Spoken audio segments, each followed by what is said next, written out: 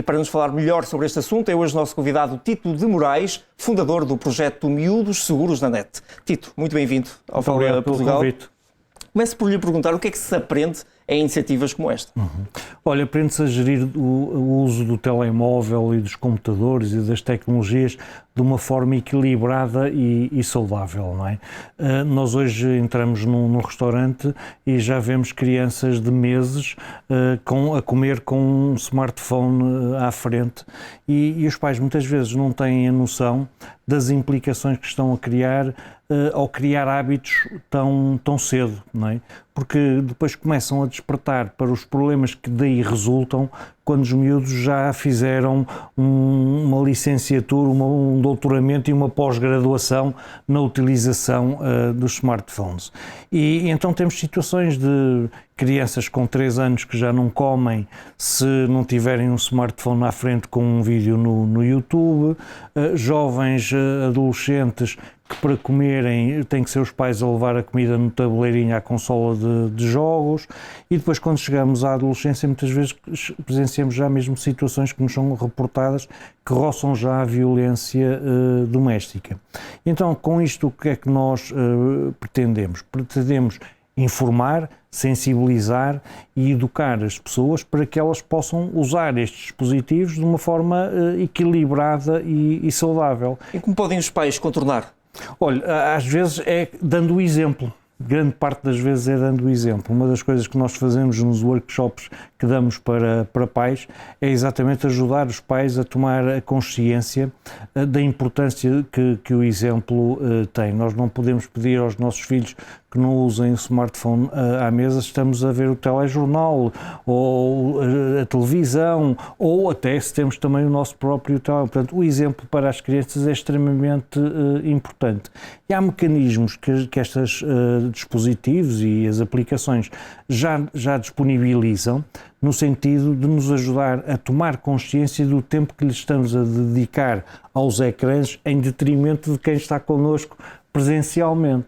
Portanto, é isso que nós procuramos explicar às pessoas, não só quais são as implicações, mas também quais são as soluções.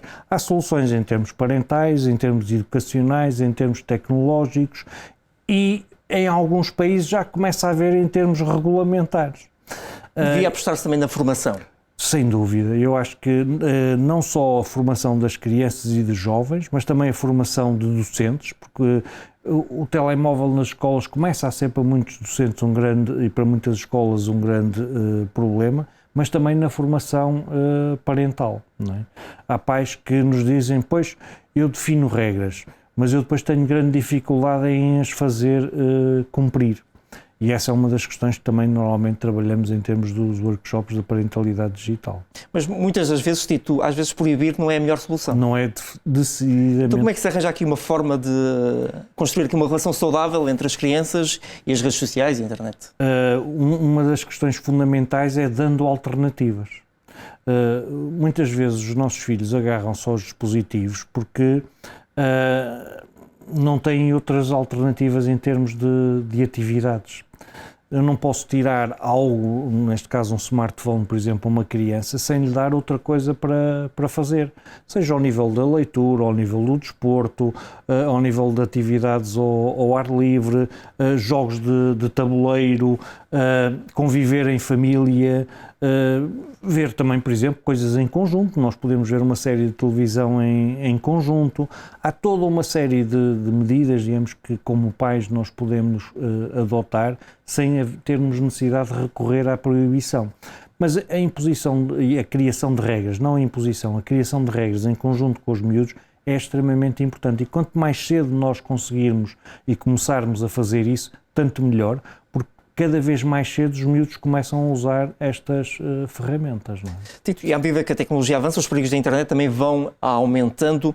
Como é que as pessoas, o usuário comum, se desvia das armadilhas que às vezes a internet tem? É muito difícil se nós não estivermos atentos, se não estivermos em constante atualização como ao software.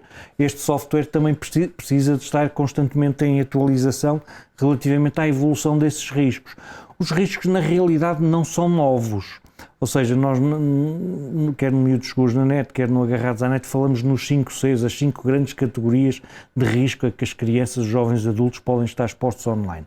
Esses riscos, que é os conteúdos, os contactos, o comércio, os comportamentos e o copyright, os direitos de autor, não variam muito. A forma como eles nos chegam a nós é que começam a ser diversos. Agora, por exemplo, fala-se muito dos riscos associados à inteligência artificial e daí, de facto, podem, e aliás foi uma das questões que hoje nos workshops técnicos estivemos a debater, foi exatamente a questão dos riscos que estão associados à inteligência artificial relativamente ao abuso sexual de crianças e jovens. Porque, na realidade, quando estamos a falar nisto, estamos a falar de crianças que não existem, não é? São criadas pela tecnologia. Como é que nós lidamos com isto? É um terreno novo que estamos a desbravar, mas que é importante discutirmos estas questões e por isso é que trouxemos especialistas dos Estados Unidos, da Grã-Bretanha e do Reino da Alemanha para discutirmos estas questões. Mas sendo que os portugueses questionam mais aquilo que veem e leem na internet?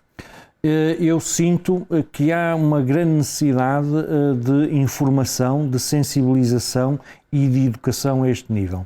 Este evento nós estávamos a pensar programá-lo só para o ano que vem. Houve um conjunto de circunstâncias que nos fez arrancar e decidimos fazer isto, e isto foi montado no espaço de mês e meio.